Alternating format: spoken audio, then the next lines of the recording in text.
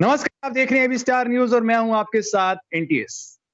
हम जब सुबह उठते हैं, सुबह उठ के अखबार में पढ़ते हैं कि हैदराबाद में बाढ़ आ गई। एक वो दिन था और ये देखते हैं कि उस बाढ़ के भी हो गई। फिर उसके बाद हम ये पढ़ते हैं कि मुंबई और पुणे में भी बाढ़ आई और हजार लोगों को वहां से रेस्क्यू किया गया। आज आज सुबह जब हम उठे, अखबार में हमने पढ़ा कि कर्नाटक में भी बाढ़ आ गई। कर्नाटक के 4 क्षेत्रों में बाढ़ आई और वहां से भी हजारों लोगों को रेस्क्यू किया गया। तो इसमें किस सबसे पहले तो इसमें लापरवाही किस चीज की मानी? बारिश हर साल आती है और बाढ़ भी हर साल आती है और प्रशासन हर साल अपने हाथ खड़े कर देता है। तो आज हम न्यूज रूम में यहां पर खड़े हैं, इस चीज में डिटेल में जाएंगे कि प्रशासन की लापरवाही है या कौन वो ऐसा रिस्पॉन्सिबल है जिसकी वजह से हर हर साल जो है बारिश की वजह से बाढ़ आ जाती है। सबसे पहले थोड़ा ब्यौरा आपको हम दे देते हैं। अगर हम मुंबई की बात पकड़ें, ये सदी है। मुंबई में अगर हम बात करें तो वहां पे ड्रेनेज सिस्टम की कैपेबिलिटी आज भी 25.12 मिलीमीटर की है और जबकि वहां पर बरसात आती है 993 मिलीमीटर की। तो इतनी ज्यादा जब बरसात आ जाती है वहां पर, इसलिए ओवरफ्लो हो जाता है और वहां पर हर साल जो है बाढ़ आ जाती है और बाढ़ ऐसी आती है कि घुटनों तक हो जाती है। और मुंबई और पुणे का यह हाल नहीं है। अगर हम हैदराबाद की बात करें, अगर हम कर्नाटक की बात करें, इस तरह की जगहों में भी यही हाल है। यानी कि इनएडिक्वेट ड्रेनेज सिस्टम जिसको कहा जाता है अंग्रेजी में, वही यहां पर जो है सबसे बड़ा रिस्पॉन्सिबल चीज है। वहीं अब बात करेंगे क्लाइमेट के बारे में। 1901 से लेके 2015 के बीच में जब क्लाइमेट चेंज हुआ, तो क्लाइमेट ऐसा चेंज हुआ जहां पर हमें यह देखने को मिलता है कि बरसात जो है हर साल ज्यादा होती जा रही है। और इसका सबसे बड़ा रीजन क्या है? इसका सबसे बड़ा रीजन है ग्लोबल वार्मिंग। तो क्या हमारा प्रशासन इस चीज के लिए तैयार रहता है? क्योंकि जब बाढ़ देखने को मिलती है तो ऐसा नहीं लगता है कि प्रशासन जो है तैयार रहता है। क्योंकि अगर हम मुंबई की बात करें तो वहां पर भी बीएमसी हर साल अपने हाथ खड़े कर देता है। बीएमसी की अगर बात की जाए तो वो ऑफिस गिनाने में या बड़ी बड़ी बिल्डिंग्स गिनाने में हमेशा से आगे रहता है। लेकिन जब भी बाढ़ आती है, बाढ़ के टाइम पे वो हाथ खड़े कर लेते हैं। तो मैं हमारे यहाँ पर फरीन जी से पूछना चाहूंगा कि प्रशासन जो है सबसे बड़ी जो लापरवाही, एक तो प्रशासन तो है ही, और उसके बाद जब नगर पालिका की बात करें, बीएमसी की बात करें या फिर किसी भी शहर की नगर पालिका की बात करें, क्या एक वजह हो सकती है बाढ़ आने की? तो मैम क्या कहना चाहिए? देखिए, सबसे पहले तो ये कि कुदरत के आगे हम सब बेबस हैं। जी। और तैयारियां हमेशा होती रही हैं। पहले से ही प्रशासन सारी तरह की तैयारियां करता है, ऐसा हमें सुनने को मिलता है। जी। खबरों में हम देखते हैं, सुनते हैं। पहली दफा बारिश नहीं हो रही है, पहली दफा बारिश नहीं ना बाढ़ आ रही है। जी। कर्नाटक की आप बात कर रहे हैं। कर्नाटक मेरे हिसाब से बहुत छोटी जगह है, जी। बजाय अगर आप कंपेयर करें मुंबई सिटी के। जी। टॉप सिटी, मॉडर्न सिटी सब कहा जाता है। जी। इतनी बड़ी सिटी, वहां पे इतने काबिल लोग हैं, सब है। उसके बावजूद वहां पर बीएमसी क्या करती है, या आपको बाढ़ या पानी का जो वहां पे हालात दिखते हैं वो सबको नजर आ जाता है। मैं अगर झूठ बोलूं तो भी आपको सामने दिख रहा है। जी। बीएमसी की पहले से की गई तैयारी अगर अच्छी हो तो इस तरह के हालात देखने को नहीं मिलेंगे। जैसे मैंने पहले भी कहा कि कुदरत के आगे हम सब मजबूर हैं, क्या हो जाएगा हमें भी नहीं पता। जैसे कोरोना को ही आप देख लीजिए, किस तरह से आएगा या इस तरह के हालात हो जाएंगे, ये हम में से कोई जानता नहीं था। लेकिन हर साल जो चीज आ रही है उसके लिए आप पहले से कितने प्रिपेयर हैं वो आपको रिजल्ट दिख रहा है। तो इसमें किसी को जवाबदेही नहीं बनती है, ये पहले ही आपको दिख रहा है कि क्या है। आप देखिए, नालों की सफाई नहीं होती है। अगर प्रॉपर वे में नालों की सफाई हो जाए, बाढ़ बहुत बड़ी चीज है, उसकी तो मैं बात ही नहीं कर रही, जो छोटी मोटी बारिश की बात कर रही हूँ। मुंबई में हर साल बारिश आती है और आपको नजर आ जाता है कि प्लेटफॉर्म पे पानी भर जाता है, ट्रेनें रोक दी जाती हैं, बसें नहीं चल पाती हैं, घर डूब जाते हैं। क्या वजह है इसकी? क्यों नहीं सरकार इस तरह के काम करती है? बेशक रूल्स बनाए गए हैं, लेकिन कितना अमली जामा पहनाया जाता है उस पर कोई बात करने को तैयार नहीं है। हर तरह के इंतजाम किए जाते हैं, पेपर कार्रवाई की जाती है, ये रूल हो जाएंगे, नई नई सरकारें बनती हैं, हर बार ये कहा जाता है हमारी सरकार ये करेगी, इस तरह के इंतजामात करेगी। लेकिन वो इंतजामात कितने हद तक होते हैं वो आप और मेरे सबके सामने हैं, आज जनता के सामने है। तो इस पे क्यों नहीं सीरियसली कोई बोलता है? क्यों नहीं जनता वोट देने से पहले एक बार उनसे कंफर्मेशन लेती है कि क्या आप वाकई इस चीज पे काम करेंगे? हर बार जो हम बह रहे हैं, डूब रहे हैं, हमारे घर डूब रहे हैं, इन पे क्यों नहीं काम किया जाता है? पहली बार नहीं हुआ है, हर बार का है। जैसे आपने कहा कर्नाटक में है, आपने कैपेसिटी बताई 25.12 है। मिलीमीटर। जी। इस पे क्यों नहीं काम किया जा रहा है? क्यों वाटर लेवल नहीं बढ़ाया जा रहा है?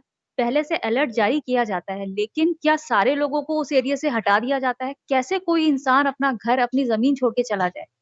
दूसरी चीज ये है, हमें सिर्फ बाढ़ के आंकड़े दिखाए जाते हैं, इतने लोग मर गए हैं, इतने लोगों के घर तबाह हो गए हैं, लेकिन उसके बाद भी जो रिजल्ट आते हैं वो कोई नहीं दिखाता है। रिजल्ट्स क्या? पानी भर जाता है, वो पानी जाहिर सी बात है, इतनी हद वाला पानी कैसे एकदम से घुटनों तक पानी खत्म हो भर जाता जाएगा? है। वो जी। खत्म जाहिर है 1 मिनट में तो खत्म होगा नहीं, या 1-2 दिन में खत्म नहीं होगा। उसके बावजूद उस पानी में किस तरह के कीड़े पनपते हैं, किस तरह की बीमारियां पनपती हैं, वो कोई नहीं दिखाता, कोई जी। न्यूज़ चैनल नहीं दिखाता। तो मेरे हिसाब से तो प्रशासन को सोचना चाहिए एक बार कि क्या है रिजल्ट, क्या क्या सामने आ रहा है? इसमें किसी को जवाब देने की ज़रूरत नहीं है, सामने ही आपकी चीज़ें हैं। उसके बावजूद कोई सरकार किसी तरह का काम नहीं कर रही है, वो आपके सामने है। सरकार कोई काम नहीं कर रही है। बिहार में, पटना में जब बाढ़ आती है, तो मुख्यमंत्री जी ये कह के छूट जाते हैं, अमेरिका में भी तो बाढ़ आती है या और जगह भी तो बाढ़ आती है, तो बाढ़ आना नेचुरल है। इसमें हम क्या कर सकते हैं? ये तो प्रकृति का एक खेल है। इस तरह की बातें जो है नीतीश कुमार, जो कि मुख्यमंत्री हैं बिहार के, इस तरह की बातें उनके मुंह से सुनने को मिलती हैं।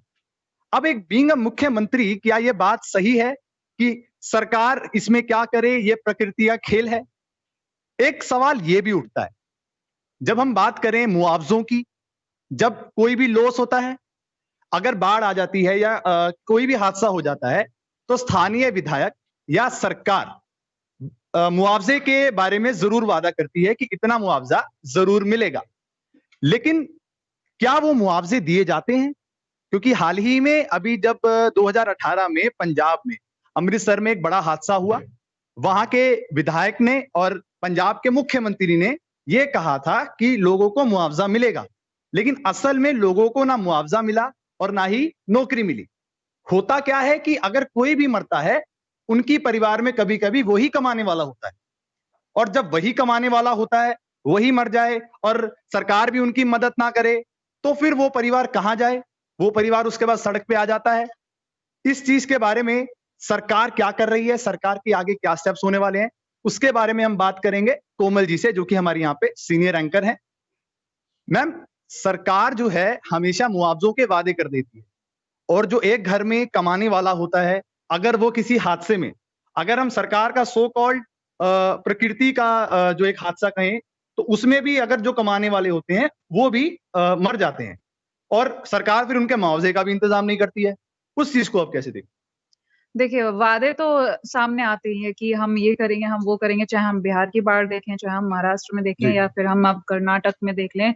लेकिन उसको किस तरीके से निभाया जाता है, उसकी ज़मीनी हकीकत तब आती है जब नॉर्मल टाइम आने लगता है। क्योंकि सरकार पहले जो राहत शिविर होते हैं, जहाँ पर इन लोगों को रखा जाता है, वो तो बना देती है, लेकिन उनको जो सुविधाएँ मुहैया कराई जाती हैं, इसकी ज़मीनी हकीकत बहुत मुश्किल से सामने आती है। चाहे अब हम बिहार की बाढ़ को ले लें या फिर अभी हम कर्नाटक की बात कर लें, क्योंकि 97 गाँव जो हैं पूरी तरह से बाढ़ में डूब गए हैं और 174 राहत शिविर बनाए गए हैं, उसमें करीब 25,500 लोग रह रहे हैं। और अगर हम बात करें कुल लोगों को कितना निकाला गया, तो 34,000 के करीब ये आंकड़ा मैंने देखा है। तो इतने लोगों को जब निकाला है और राहत शिविर जो बनाए गए हैं, उसमें किस तरीके की सेवाएँ दी जा रही, सुविधाएँ दी जा रही, क्योंकि अगर हम आपने जैसे कि पूछा कि कमाने वाले लोग उन बाढ़ में डूबकर उनकी मौत हो जाती है, तो ज़ाहिर-सी बात है उनका लेखा-जोखा किस तरीके से लिया जाता है, कितना सीरियस वहाँ की सरकार है, क्या प्रशासन करता है, क्योंकि हम चाहे किसी भी स्टेट की बात कर लें, मेन सरकार जो वादे करती है उस पर डिपेंड करता है, क्योंकि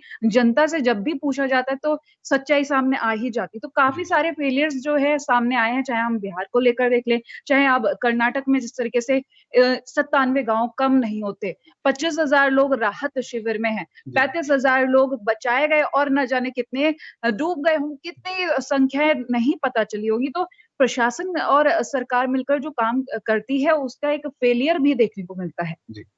तो क्या हम ऐसा ना कहें कि सरकार तो है ही रिस्पॉन्सिबल, कहीं लोग तो नहीं है रिस्पॉन्सिबल? क्योंकि लोग जो हर साल फेंकते हैं पूरे साल का कचरा, जो कि वो नालियों में फेंकते हैं, वही कचरा उनके पास वापस आ जाता है।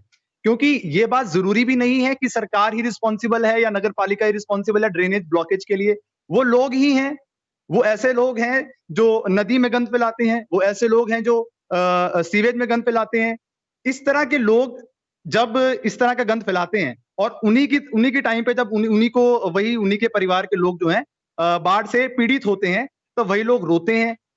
तो क्या लोगों की मानसिकता, आज 2020 है, 21वीं सदी है, 21वीं सदी में लोगों की मानसिकता अभी भी यही है कि सड़क पे फेंक दो, कोई कुछ नहीं देख रहा। अगर प्रधानमंत्री नरेंद्र मोदी ने स्वच्छ भारत अभियान निकाला तो निकालने के पीछे क्या वजह है? क्या लोगों ने यह समझा? लोग क्या सिर्फ इस अभियान को मजाक में तो नहीं ले रहे हैं? मजाक में ले रहे हैं, क्योंकि अगर हम उत्तराखंड की बात करें, अगर हम जम्मू कश्मीर की बात करें, या फिर अगर हम यदि हैदराबाद की बात करें, मुंबई की बात करें, लोगों ने स्वच्छ भारत अभियान को मजाक में लिया। क्योंकि इस तरह का गंद फैलाना, जो कि प्लास्टिक, अगर हम प्लास्टिक की बात करते हैं, प्लास्टिक सबसे ज्यादा जो है ड्रेनेज में पाया जाता है, सीवेज सिस्टम में पाया जाता है।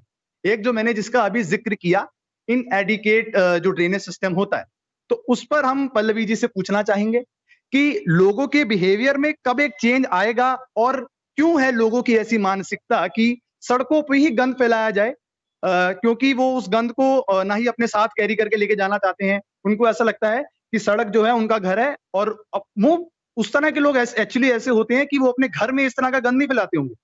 क्या उनको धरती माता को अपना घर नहीं समझना चाहिए? इस चीज को आप कैसे देखते हैं?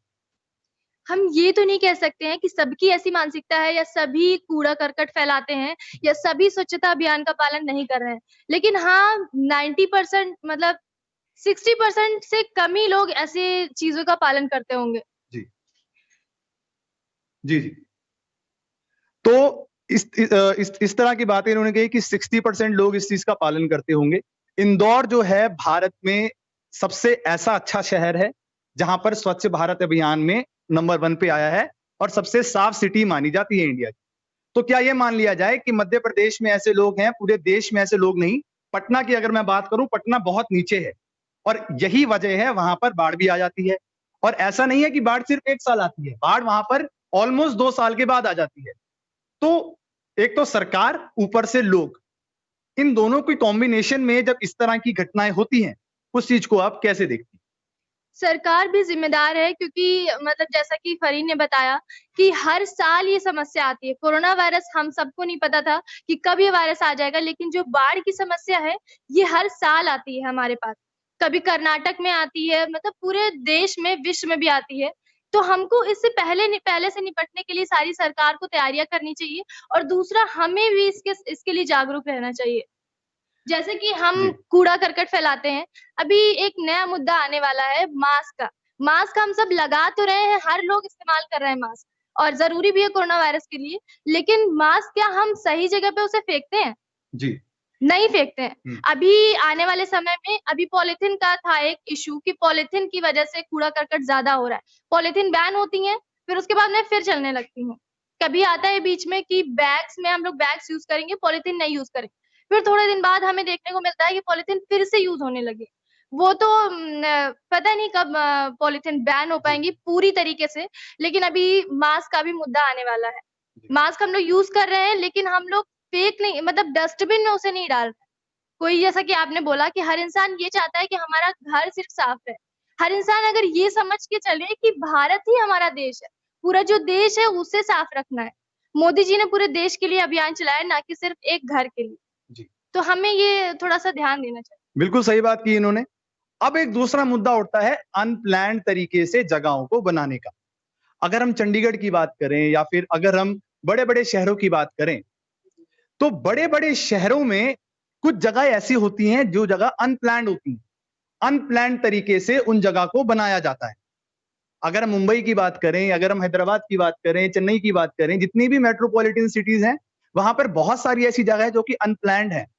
और जब जगहें अनप्लान्ड होती हैं तो पानी भी रिवर्ट बैक करता है, और पानी रिवर्ट बैक करता है तो घटनाएं होती हैं। घटनाएं होती हैं तो लोग मरते हैं। लोग मरते हैं तो राजनेता आ जाते हैं अपनी राजनीति करने। जितने भी राजनेता हैं, सबने किसी ना किसी मुद्दों पर राजनीति की। लेकिन क्या जब नेचुरल डिजास्टर इस तरह का होता है, जब फ्लड आता है, उस पर राजनीति करना सही है या नहीं है?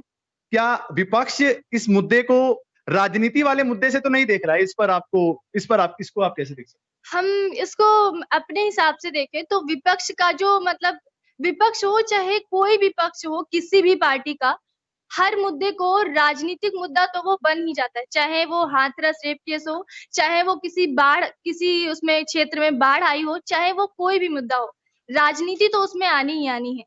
क्योंकि हर इंसान, अभी जैसे कि चुनाव आ रहे हैं, मध्य प्रदेश में भी चुनाव होने वाले हैं, बिहार में भी चुनाव होने वाले हैं, तो हर एक मुद्दे को राजनीति से जोड़ा जाना, क्योंकि उन्हें नेताओं को अपने वोट चाहिए होते हैं, तो वो किस बेसिस पे अपने वोट मांगेंगे, उनको कोई ना कोई मुद्दा चाहिए होता है।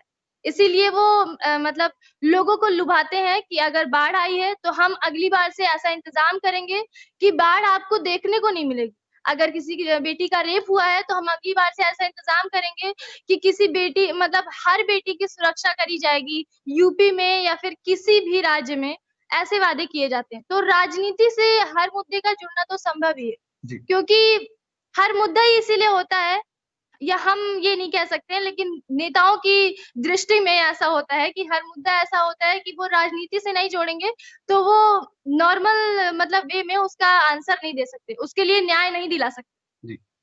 कंपैरिजन की बात होगी, अगर कंपैरिजन में अगर हम बात करें बाकी देशों की और भारत की, जापान में आया, वहां पे उस चीज को नेचुरल डिजास्टर कह सकते हैं, क्योंकि वहां पर ऐसा नहीं हो रहा है कि वहां पर हर साल आ रहा है, लेकिन यहां पर हाल इस तरह की बाढ़ देखने को मिल रही है।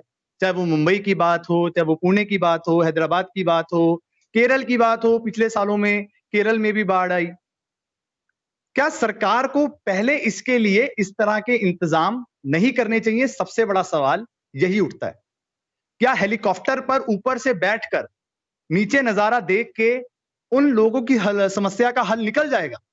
उन लोगों को मुआवजे मिल जाएंगे जिन लोगों के घर बर्बाद हुए हैं, जिनके घर तक पानी घुस गया था, अंदर अंदर तक पानी घुस गया था? आप तस्वीरों में आप देख सकते हैं, आजकल इंटरनेट पे इतनी सारी तस्वीरें वायरल होती हैं, तस्वीरों में आप देख सकते हैं कि कैसे लोगों के घर के अंदर घुटनों तक पानी भरा आया था। तो क्या प्रशासन या सरकार, उनकी सोच सिर्फ हेलीकॉप्टर पर बैठकर ऊपर से देखकर जितने भी लोग हैं उनको ये देखने के लिए कि वो लोग कैसे हैं कैसे नहीं, हालात का जायजा करना का मतलब ये नहीं है लोगों की मदद करना। जैसे कि हमने आपको अमृतसर की बात बताई, अमृतसर में भी ऐसा ही हुआ। अगर हम एक और घटना को इससे जोड़ें, मामला सेम ही है, हादसा वो भी हुआ, लेकिन हादसे में मुआवजा नहीं दिया गया, क्योंकि हर साल राजनेता आ जाते हैं अपनी राजनीति चमकाने के बाद वोट ले जाते हैं और उसके बाद गायब हो जाते हैं। इस तरह के विधायकों पर आपका क्या कहना है? आप हमारे कमेंट सेक्शन में जरूर बताइएगा, और देश और दुनिया की बाकी न्यूज अपडेट्स के लिए आप देखते रहिए एबी स्टार न्यूज। नमस्कार।